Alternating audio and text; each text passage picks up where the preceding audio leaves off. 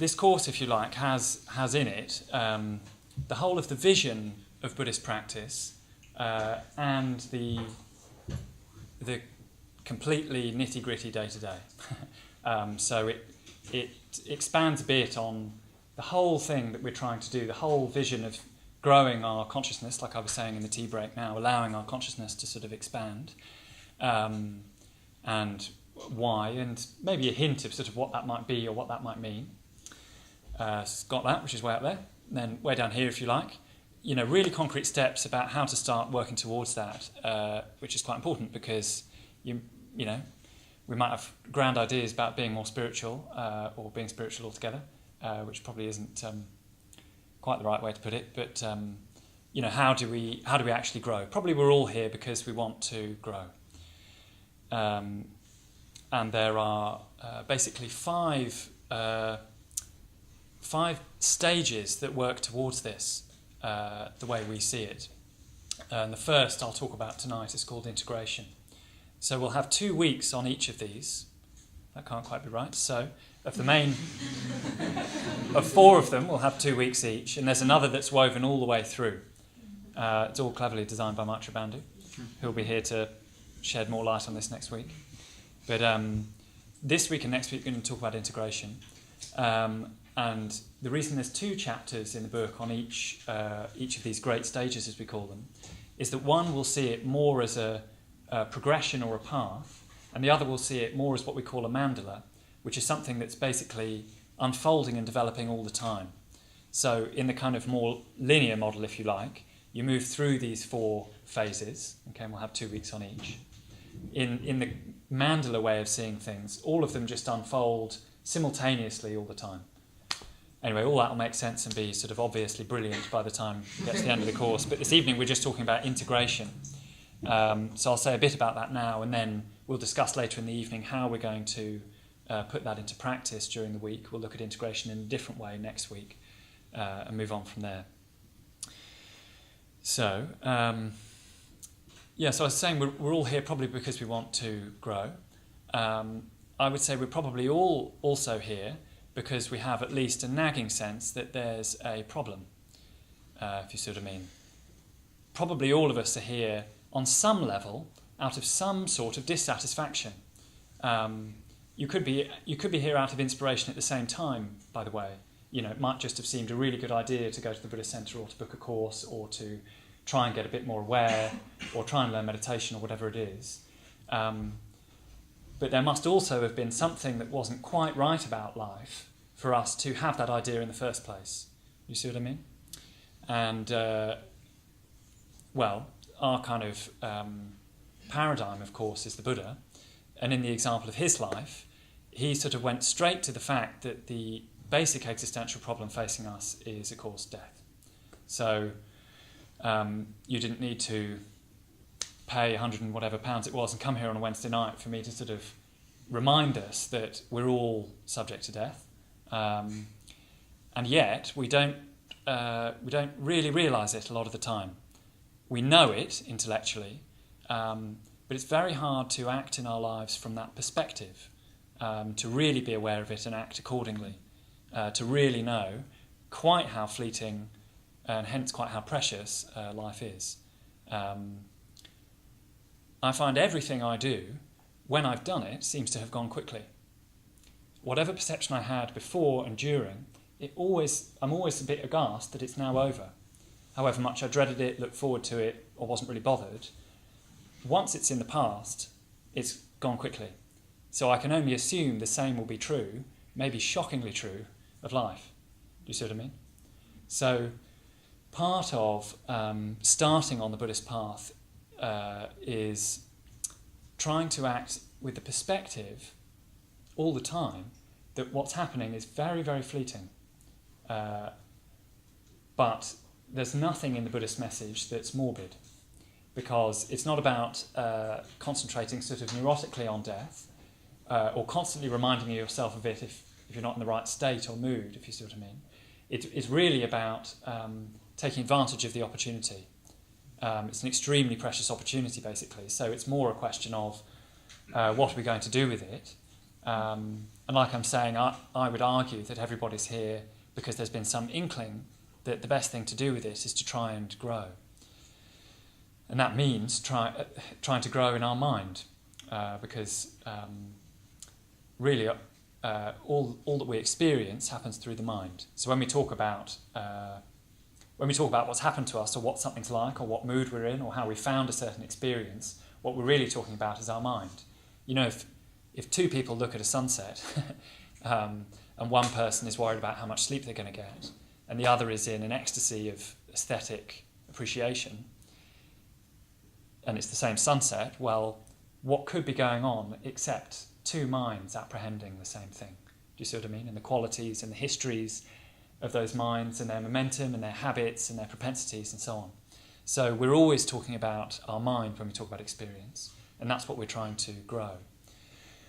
And to sort of start on the ground, if you see what I mean, the first way of trying to grow, which is another way of saying trying to deepen our minds, is what we would call integration.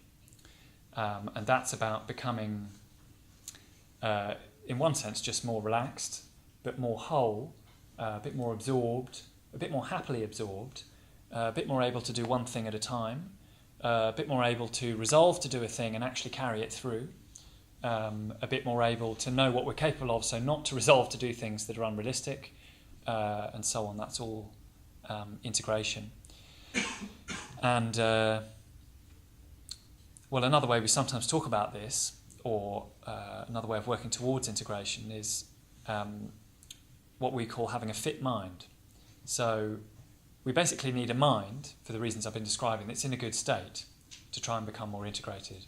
You know, if you sit to try and meditate and, I don't know, you've just come away from an 8-hour day at a computer, of course your mind won't yet really be, it probably won't have an appetite for it. It'll probably get sort of easily distracted or frustrated. So what we're really trying to do is sort of soften up the mind, make it more supple, in a better condition to work on itself. Because to put the Buddhist vision in a nutshell again, another kind of nutshell, we're trying to realise wisdom, we're trying to have wisdom, but to do that we need a mind in the right condition to develop wisdom, or sort of let it come in, if you see what I mean. And that's what we call having a fit mind. We're very used to the fact that we need a fit body to have a healthy physical life, if you see what I mean. And nowadays everybody does exercise, as far as I can see, and it wasn't so common 20 years ago, I don't think, but everyone's got running shorts and a water bottle these days and a gym subscription.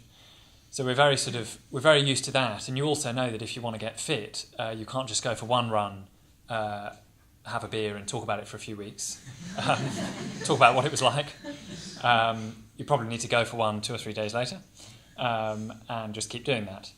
And really it's the same with the mind. You need to just get into positive habits. That's a really simple way of putting it, to develop a fit mind.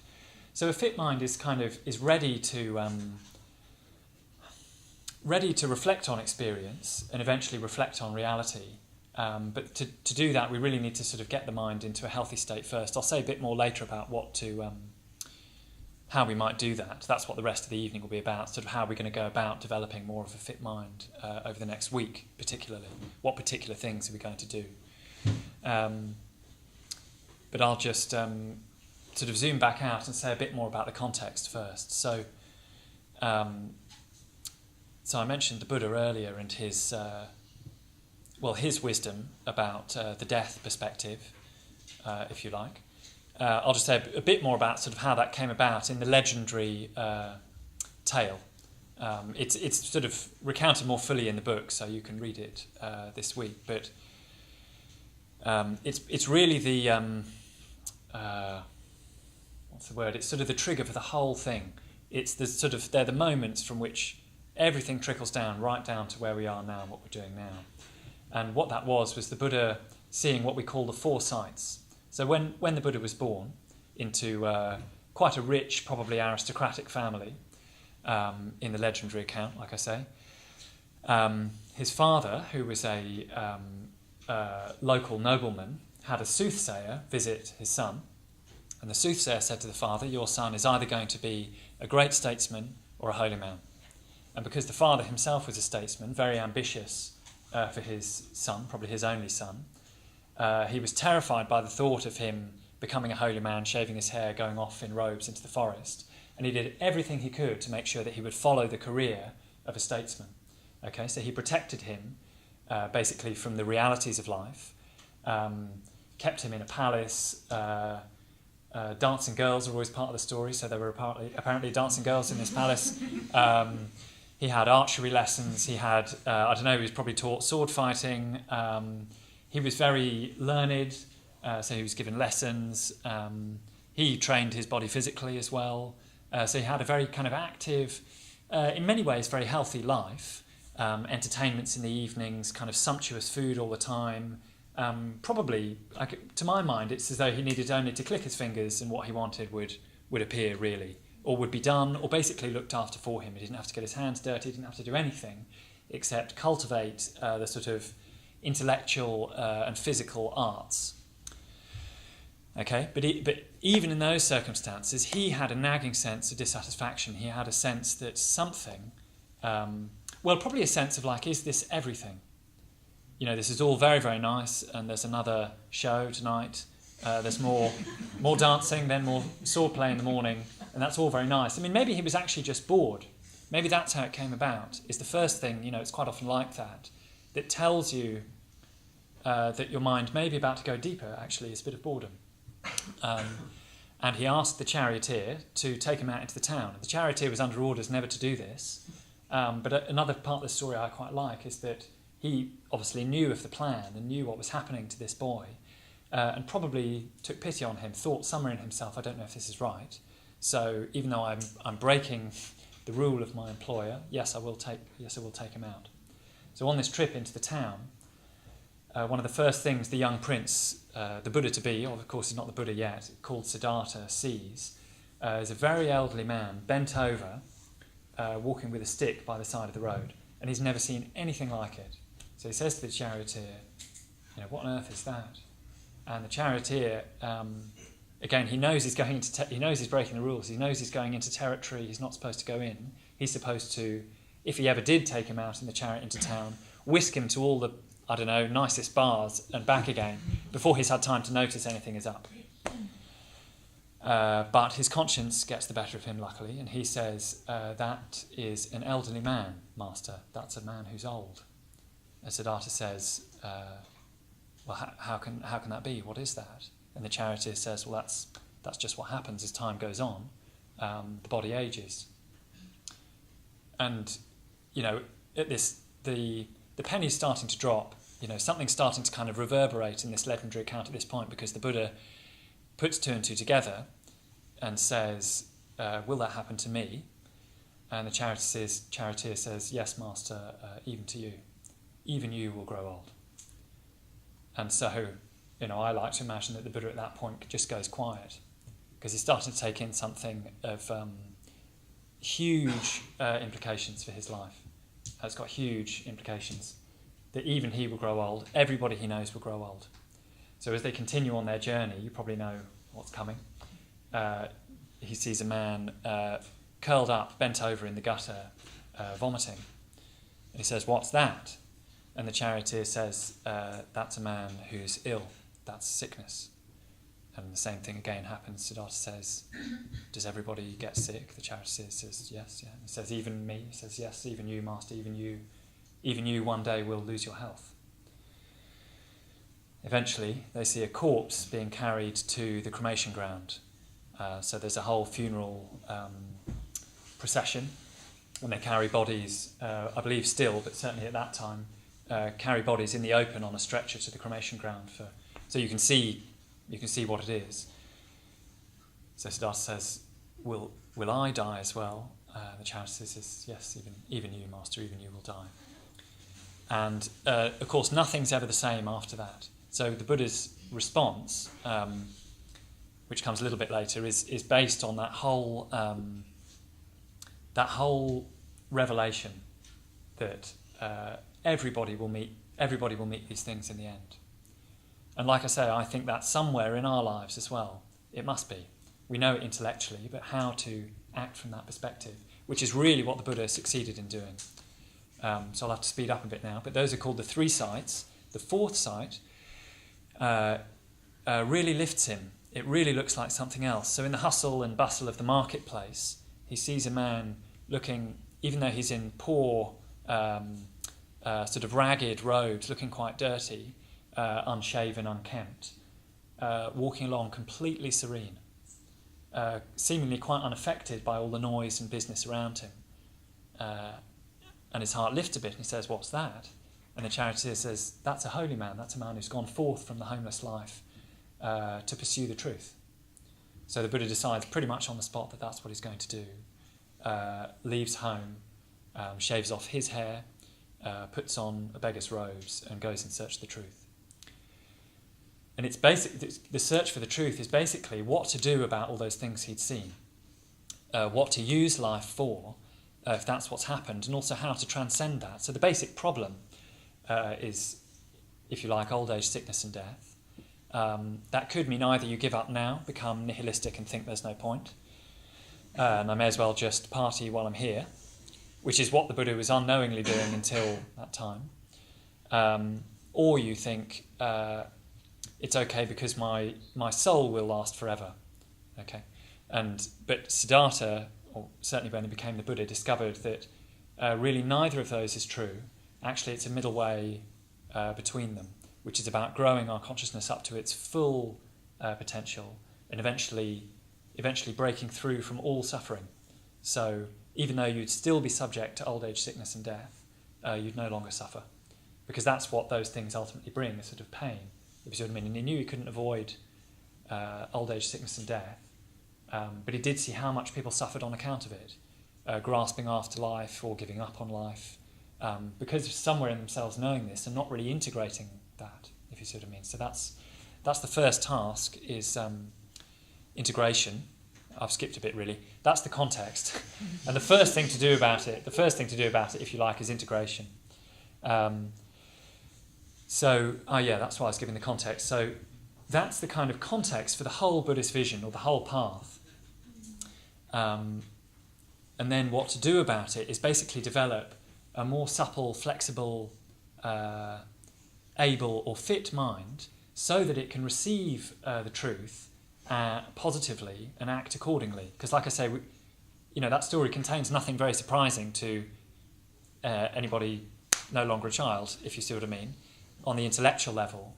But it's very difficult to sort of convert our lives into this full expression of our potential, which really is what we'd all like to do, which is what the figure skater in the film would really have liked to do.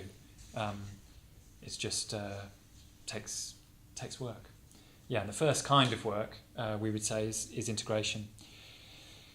And this week we'll focus on doing that by trying to develop more of a fit mind.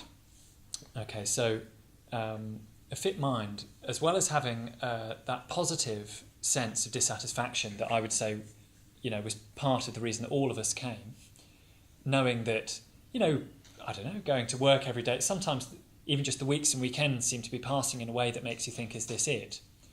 What do I actually do as more and more time passes? What do I turn this into? Do I get a partner? Do I get the best job I can get? Do I focus on having a family? Do I just try and, write amazing books? Or do I try and just get through it? Do I try and just earn enough money so that I've got what I need, not look at anything too closely so that it doesn't bother me too much, and just sort of get through, kind of weave through, a bit like you do in a crowded street, just how you need to get through it, even though it will actually just at some point end. We really need that positive sense of dissatisfaction. So noticing discomfort is part of a fit mind, as long as we don't sort of apprehend it wrongly and think that that's the problem. Actually, a bit of a sense of dissatisfaction, this is all I want to say on this point really, might be quite positive, because it can propel us into something more, something higher. I mean, actually, if the film's to be believed, I don't know about the real story, but Tonya Harding, this figure skater, probably was trying to emerge out of basically a pretty unpromising setup. The father's not there, the mother's obviously an alcoholic, the prospects are low, but she has seen some people at a skating rink. So that's what she moves towards. She just says, I want to do that. So that positive sense of dissatisfaction. We're also trying to develop some inner continuity and integrity. So that's partly this thing I'm describing about knowing what we've resolved to do and managing to do it. You know, our life is full of, even the working day is full of like, I must do that thing. And then it's really frustrating if you get interrupted, or if frankly you waste your time and you don't manage to do it. And it's kind of constant, that flow, isn't it, of mental sort of effort and some sort of result, and maybe it's satisfying, maybe it's not. So we'll look at developing more inner continuity and integrity. And also getting out of, Abhayanandi mentioned it earlier, or at least starting to notice prapancha. So there's three things we're looking at. This positive sense of dissatisfaction, noticing that. A bit of inner continuity, I'll say more about that in a minute. And noticing and trying to come away from what we call prapancha, so I'll say more about that now. It's an unfamiliar word, but believe me, it'll be a familiar thing. It's the ordinary chattering mind. So it's the randomly associative, chattering kind of YouTube clip mind. As soon as one clip's finished, another really popular one starts to play. You see something that reminds you of something in our own life, and we start to ruminate on our own life. You know, even in a conversation with a friend, you can be talking, they can say something, it reminds us of something in our own lives, we start ruminating about that and then have to remember to come back to the person we're talking to. It's a sort of endlessly kind of circular, self-referential, associative chatter, and that's what you really start to encounter more if you meditate. We'll be doing short bits of meditation in this course, but probably recommending that you also eventually start going to newcomer drop-in meditation sessions so that you can look at that a bit more particularly.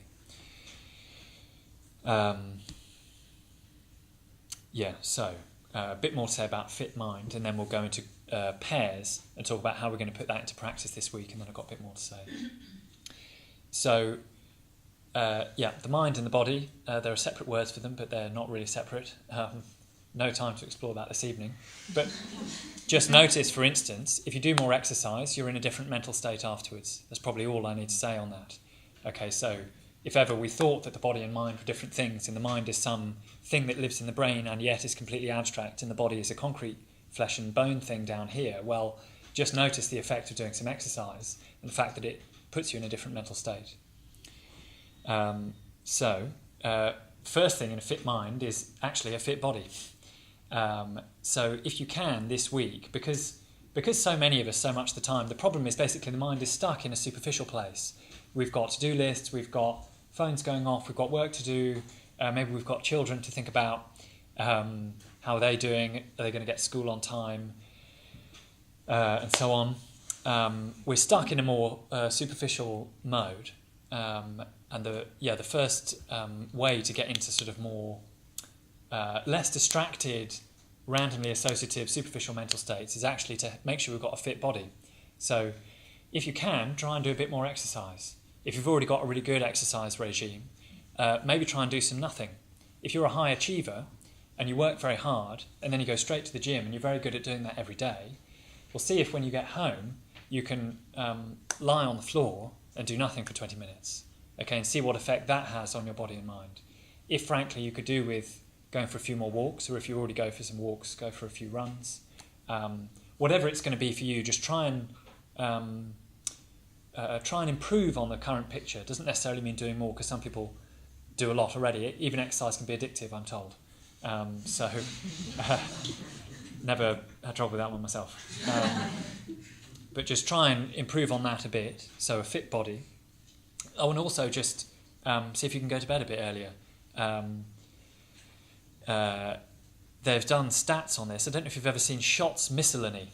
It's a little book you can buy, and they used to publish excerpts in the newspaper. Anyway, no one reads newspapers these days. But they were like little kind of enjoyable factoids about life, and they always found that the average night's sleep was like way too short. So some people must have a night's sleep hugely too short, because some lucky people have a very long one, I suppose. Anyway, a lot of us, a lot of the time, just need more sleep. So see if you can go to bed a bit earlier.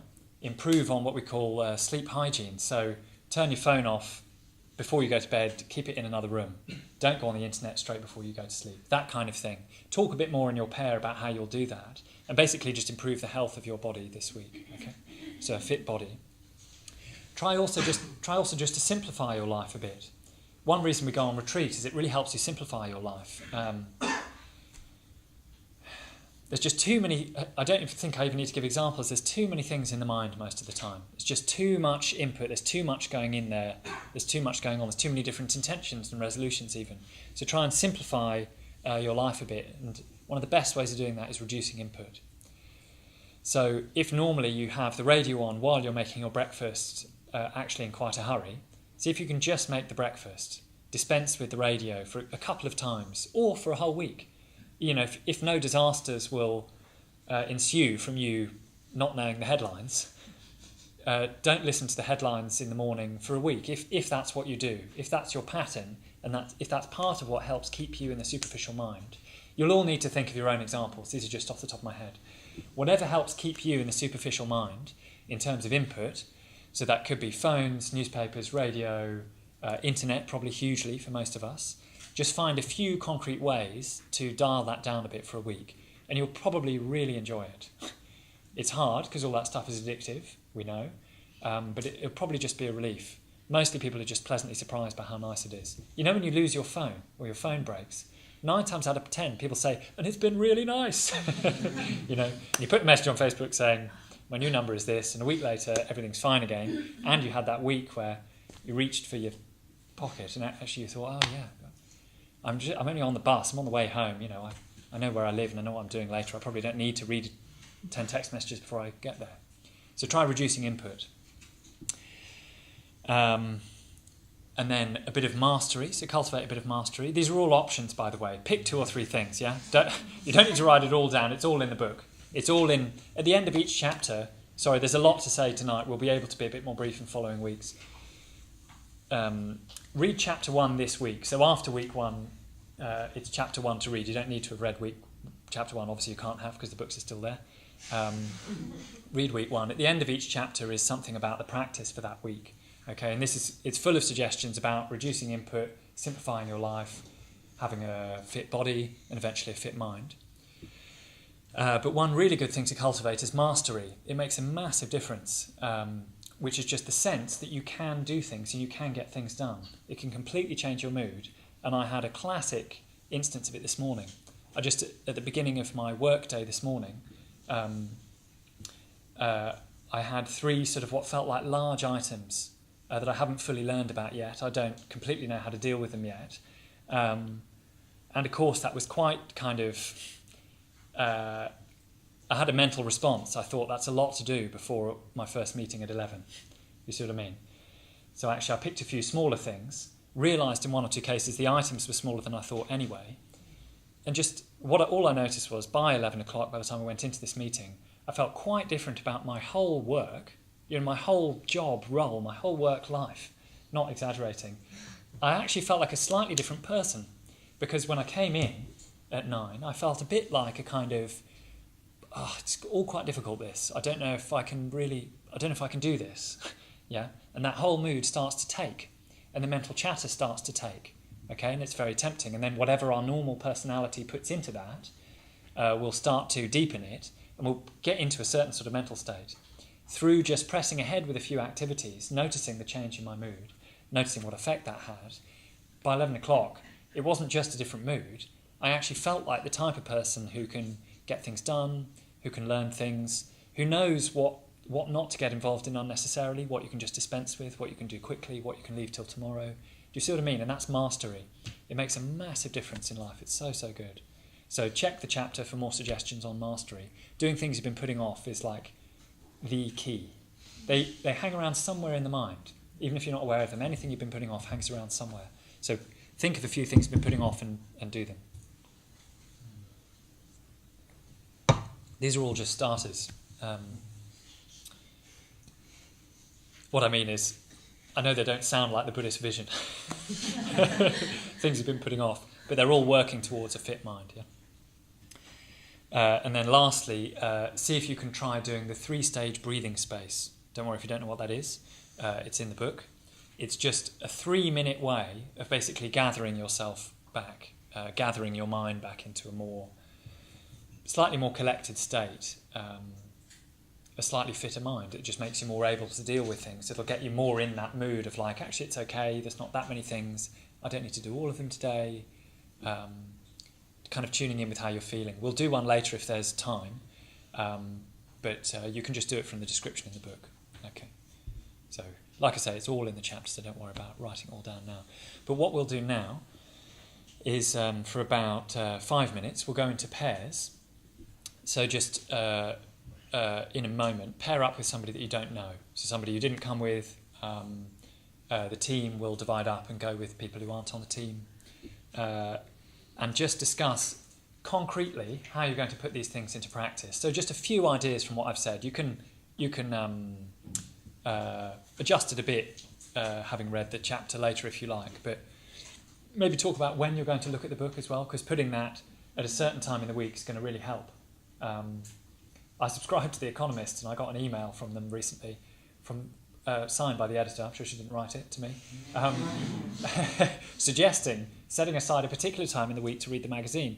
And at first I felt a bit condescended to. I thought, I know how to read a magazine, thank you very much. And then I thought, that's a really good idea. Because otherwise it will hang around and I'll just put it in the recycling not having read it. Anyway, that's me and The Economist.